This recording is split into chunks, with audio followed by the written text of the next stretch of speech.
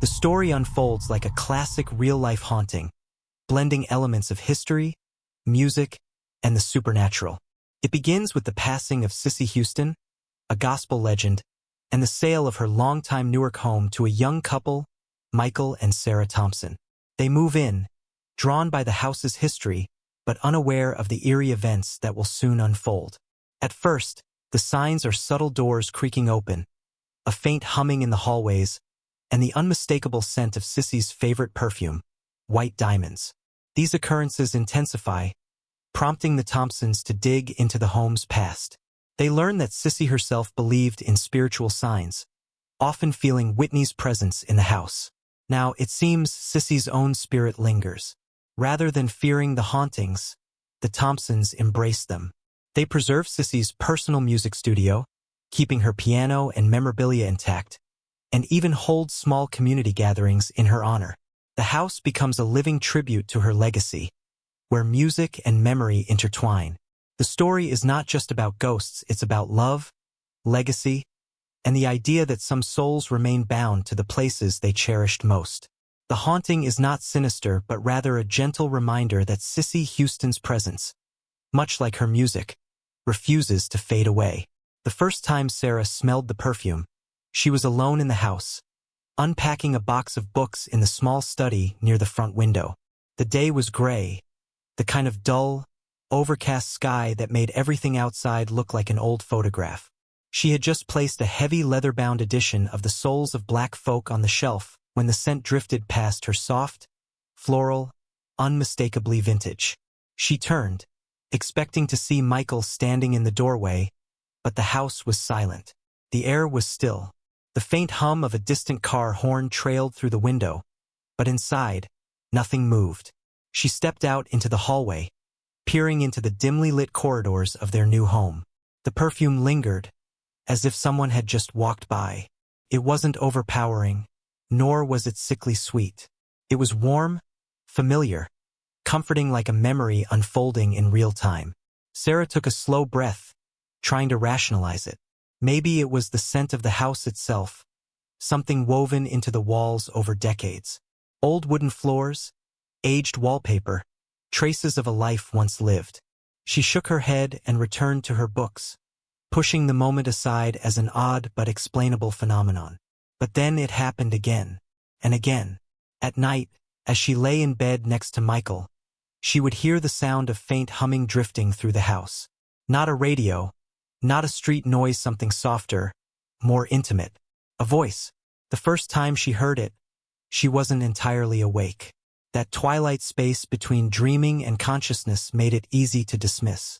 But by the third or fourth time, she couldn't deny it. It was music, sung low, wordless but rich with emotion. One evening, as she stood washing dishes in the kitchen, the sound grew clearer. A single, sustained note, like a voice warming up. It carried through the house as if it belonged there, as if it had always been there. She turned off the water and listened. The hum faded into the silence, swallowed by the weight of the walls. She felt something then, not fear, not exactly. Presence. Michael noticed it too, though he was slower to admit it. The doors that wouldn't stay shut. The radio that flicked on by itself in the mornings, always set to an old gospel station. The feeling, more than once, that someone was watching them from the top of the stairs. But it wasn't until they found the letter in the attic that Sarah finally spoke the words aloud. "This house isn't empty," she whispered. Michael glanced up from the floor, where he had been sorting through a pile of yellowed newspapers and old cardboard boxes. Sarah stood near the attic window, the fading light casting long shadows across the sloped ceiling. She held a folded letter in her hands, the paper brittle with age, the ink faded to a deep brown. "What do you mean?" he asked, brushing dust from his jeans as he stood. Sarah didn't answer right away. She unfolded the letter with careful fingers, smoothing out the creases as if she were handling something sacred. The handwriting was elegant, each letter flowing into the next with the kind of grace that came from an earlier time. She swallowed hard and read aloud. "Some places are not meant to be abandoned. Some houses carry more than just echoes. If you listen, you will hear them. If you are still, you will feel them. Love never leaves. The words hung in the air like an unspoken truth. Sarah exhaled slowly, her gaze drifting across the attic old trunks. A worn wooden rocking chair, the dusty outline where a piano had once stood. Michael stepped closer, peering over her shoulder at the signature scrawled at the bottom. "Cissy Houston." Neither of them spoke. Outside, the last traces of daylight melted into the horizon, the attic dimming with the deep blue of early evening. The air felt thick, charged with something unseen. Sarah traced the name with her fingertip. "I think she's still here." Michael let out a slow breath, rubbing the back of his neck. "I mean, houses have history. Maybe we're just imagining things." Sarah turned to him, her expression unreadable. "Are we?" She didn't have to say more. He had heard the humming. He had felt the cold touch of air moving past him when there was no open window, no draft. He had walked into rooms where the scent of perfume hung like a lingering goodbye, though neither of them owned anything like it. Still, he wasn't ready to say it out loud. Not yet. They took the letter downstairs, placing it gently on the coffee table as if it might vanish if they looked away. The house was quiet now, but the silence felt heavier, expectant. The kind of quiet that wasn't empty. Sarah sat down on the couch, pulling her legs up beneath her. What if she never left? Michael didn't answer right away. He stared at the letter, at the delicate curves of ink, at the way the words felt more like a message than a memory. Then, from somewhere deep in the house, the humming began again. Soft, low, familiar. Sarah and Michael turned toward the sound, their breaths caught in their throats. The melody was unmistakable. It was a lullaby. Don't forget to subscribe and like if you liked this story. The sound drifted through the dimly lit house, threading itself between the walls, winding down the staircase, settling into the very bones of the home. It was slow, deliberate, each note holding onto the air just long enough to settle in their chests. Sarah felt it more than she heard it, as though the vibrations of the melody wove themselves into the fibers of the couch beneath her, into the floor beneath her bare feet. Michael stood, his hands resting on his thighs, staring toward the hallway that led to the stairs. His breath had slowed, his face unreadable in the soft glow of the single lamp they had switched on in the living room. He was waiting, listening, his body stiff as though he expected something more. And then, a creak, a slow, deliberate groan of wood, the kind only heard when weight is pressed into an old floorboard. Sarah's fingers curled into the fabric of the couch. Michael took a step forward. The sound came again. Not a random settling of the house. Not a pipe expanding. Not the harmless noises of an aging structure. Footsteps, measured, unhurried, descending the stairs. Sarah's breath caught. She turned her head slowly, her eyes locked onto the darkened hallway. The space beyond the doorway yawned into blackness. The staircase swallowed in shadow. The melody wove its way through the house, softer now, almost as though it were leading something or someone closer. Michael exhaled sharply through his nose, shaking his head. He stopped himself. Sarah heard what he did. The footsteps had stopped. The house fell into a silence so thick, so absolute, that for a moment, she wasn't sure she was breathing. The air pressed in around them, heavy with the kind of weight that couldn't be seen, only felt. And then, just as suddenly as the silence had settled, something moved in the hallway. Not footsteps this time. Something lighter, softer. A rustling, like fabric shifting, like the brush of a sleeve against a doorframe. The scent of perfume curled into the room, stronger than ever. Rich, unmistakable, laced with something floral and deep, something that didn't just float in the air but settled into it. It was close now, too close. Sarah swallowed hard, her voice barely above a whisper. Michael! He didn't look at her. His eyes were fixed on the hallway. The shadows shifted, not from the movement of the trees outside, not from the flickering of the lamp. Something was standing there. Neither of them moved. The air hummed with something electric, something ancient, something just on the edge of being known. The humming so quiet, so impossibly gentle rose once more, cradling the space between them like a memory given form. And then, the voice. Low. Warm. Faint but undeniably there. Hush now. Sarah's fingers dug into the arm of the couch. The shadows at the base of the stairs held their breath. And then, a single step forward. Michael's breath hitched. His body, frozen in place, felt heavy, as though the air itself pressed down on him, rooting him to the spot. Sarah sat rigid, her fingers gripping the couch so tightly that her knuckles turned white. Neither of them moved. Neither of them could. The step had been deliberate. Not the hesitant creak of an old house adjusting to the night, but the purposeful motion of someone, something moving closer. The scent of perfume thickened, curling through the air in invisible ribbons. It no longer felt like a distant echo of something long past, but something living, something present. It clung to Sarah's skin, seeped into her clothes, wrapped itself around her like a memory that refused to fade. And then, soft as a breath, light as the touch of a hand trailing through the dark, the humming began again. Closer now. The melody was fuller this time, more distinct. It wasn't just a string of wordless notes, but a song slow, mournful, rich with feeling. Sarah's lips parted, but no sound came. Her pulse pounded in her ears, matching the rhythm of the unseen voice as it filled the house. Michael swallowed hard. Who's there? The humming didn't stop. It swayed through the space between them, moving like a current, circling, filling the empty spaces in the walls. And then a whisper of movement, a shift in the air, presence. Sarah felt it before she saw it. Something was standing in the threshold of the hallway. She didn't see it at first, not clearly. The shadows stretched long against the wooden floor, shifting as though they had weight, depth. It wasn't a trick of the light. There was something there just at the edge of vision, where the mind struggled to make sense of what it wasn't meant to see. A figure, tall, slightly stooped, the shape of a woman. Sarah's breath left her in a shuddering exhale. The humming slowed, the last note stretching long into the silence. Michael took a step forward.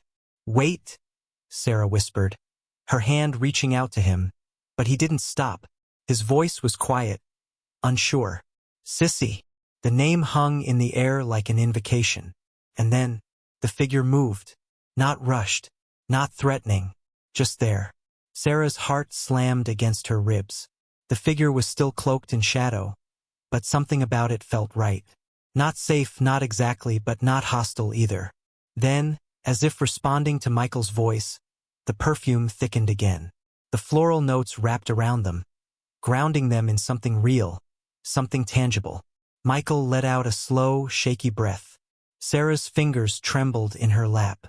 The figure remained still, waiting, watching. And then, in the quiet hush of the room, a voice low, warm, unmistakable spoke again. You're home now. The words settled into the wood, into the walls, into the very bones of the house. Sarah closed her eyes for just a moment, and when she opened them, the figure was gone. The air felt different, thicker, not just heavy with perfume but charged with something unseen, something ancient. It pressed against their skin, not unpleasant, not suffocating, but present. Michael exhaled, a slow, uneven breath, his hands slack at his sides. Sarah blinked, staring at the empty space where the figure had been, her body rigid with something she couldn't quite name. The hallway stretched before them, dark and silent. The last trace of the voice, the warmth of those 3 words still lingered, curling through the room like the fading trails of a song's final note. You're home now. Michael swallowed, his throat dry. Did you hear that? Sarah nodded, but she didn't speak, because she wasn't sure if hearing was the right word. It hadn't been sound, not in the way voices usually were. It was something deeper, something that pressed against the inside of her chest rather than echoing in her ears. The words had been spoken, yes, but they had also settled. The way a memory does. The way something familiar slips into the cracks of your mind and stays there, waiting to be remembered. She shifted, her fingers finally loosening their grip on the couch. The leather was warm beneath her palms, almost too warm, as though something unseen had passed through the room and left a trace of itself behind. Michael took a cautious step forward. The old wooden floor let out a low creak beneath his weight. Sarah tensed. Michael! But he was already moving. He stepped into the hallway, where the air was noticeably cooler, where the last hints of perfume still clung to the dark corners like a whispered presence. The house didn't feel empty. Not anymore. Michael's fingers hovered over the light switch, hesitating, then finally flicked it on. A warm yellow glow spilled down the hallway, chasing away the long shadows. The stairs, the framed photographs on the walls, the half-open door to the study, all just as they had been before. Nothing out of place. And yet, Sarah stood, her legs unsteady. She crossed the threshold cautiously, her bare feet whispering against the floorboards. Michael glanced at her, his face unreadable. Did we just imagine that? Sarah didn't answer, because she wasn't sure she wanted to. Instead, she turned toward the stairs. The air shifted again, ever so slightly. A feeling not cold, not warm, just aware, as though the house itself was listening. Michael followed her gaze. The staircase rose before them, its edges softened by years of use, the dark wooden banister worn smooth by the touch of countless hands. And at the top, Sarah's breath caught. A single light was on. Not a harsh glow, not a flickering bulb. Just a soft, golden light spilling from a doorway. The attic. Neither of them had been up there since they found the letter. The house was silent. Michael turned to Sarah, his voice hushed. Did you leave that on? She shook her head. And then, from the attic, a single quiet note. A hum. Soft. Familiar. Waiting. The hum lingered in the air, stretching across the silence of the house like a hand reaching from the past. It wasn't loud, wasn't threatening, just a single steady note, filled with something unspoken. Presence. A call. Michael swallowed, his fingers twitching at his sides. Sarah could hear his breath, slow and shallow, could feel the weight of his hesitation. The attic light glowed softly, spilling down the stairs in a thin golden stream. Neither of them moved. Not at first. Then, as if compelled by something beyond logic, Sarah took a step forward. The old wooden stairs moaned beneath her weight, a sound so human it sent a shiver through her spine. Michael followed. They climbed in silence, each step pulling them deeper into the hush of the house, into the spaces where time had settled like dust, untouched but never truly still. At the top, the attic door was slightly ajar. Warm light pooled through the crack, flickering gently like candlelight, though they had never lit candles up there. Sarah reached for the door, her hand trembling slightly. She pushed it open. The attic was just as they had left it, boxes stacked in the corners. The old rocking chair sitting by the window, the faint scent of age and wood curling through the air. But something was different. The piano. The old upright piano. The one that had been covered in dust, forgotten in the corner. It was open, and sitting on the bench, her hands resting lightly on the keys, was a woman. She wasn't solid, not exactly. The edges of her form shimmered, shifting between light and shadow, like a figure made of breath and memory. But Sarah could see her, truly see her. The gentle curve of her shoulders, the tilt of her head, the way her fingers hovered just above the keys, as if waiting for the right moment to press down, to bring music back to life. Cissy Houston. Sarah knew it as surely as she knew her own name. The figure turned slightly, and though her face was softened by time, blurred by something beyond human sight, Sarah could still make out the warmth in her expression. Michael exhaled sharply, but he didn't speak. Neither did Sarah. They didn't need to, because at that moment, the humming began again, low, sweet, rich with feeling. Cissy's hands pressed lightly against the keys, and the first notes of a song drifted into the attic, soft as a lullaby, deep as history. The house listened. The walls held the sound. The air shimmered with something more than just memory, something alive, something enduring. Sarah and Michael stood still, letting the music wash over them, feeling the house shift around them, not haunted, not empty, but full of love, full of echoes, full of a voice that refused to be forgotten. And as the last note faded into the quiet, the figure at the piano slowly turned back toward them, her presence as gentle as the melody she had played. Then, just as softly as she had appeared, she was gone. But the house remained. And now it would never be empty again. Sarah stood there, unable to move, the final notes of the song still vibrating in her bones. The air in the attic felt thick, alive with something unseen but undeniably present. She looked at Michael, expecting to see fear in his eyes, but there was none. Instead, there was something else: understanding. He let out a slow breath and ran a hand through his hair. "Did that just?" Sarah nodded. "Yeah." They turned back to the piano. The lid was still open, the keys untouched, the dust undisturbed, yet the music still felt as if it were hanging in the air, circling them like a whisper, like a promise. Sarah took a step forward, drawn by something she couldn't explain. Slowly, hesitantly, she reached out and pressed a single key. A soft note rang out. Nothing else happened. No ghostly figure, no shifting shadows. Just a single note, hanging in the attic like a quiet acknowledgement. Michael stepped beside her, his voice softer now. "I don't think she ever left. I think she was waiting for someone to hear her." Sarah swallowed, her throat tight. "And now," Michael exhaled, "now she knows she's not forgotten." For a long moment, they stood there, letting the quiet settle around them. The attic no longer felt eerie, no longer felt like a place where something was lurking unseen. Felt warm, whole. Sarah reached for the letter they had found earlier, carefully unfolding it again. The words stared back at her, as if they had been waiting all this time. "Love never leaves." She traced the ink with her fingertips, and for the first time since they moved in, she truly felt it. They weren't alone in this house. They never would be, and somehow that no longer frightened her. She set the letter back down, glancing one last time at the empty piano bench. Then, without another word, she turned and walked back down the attic stairs, Michael close behind her.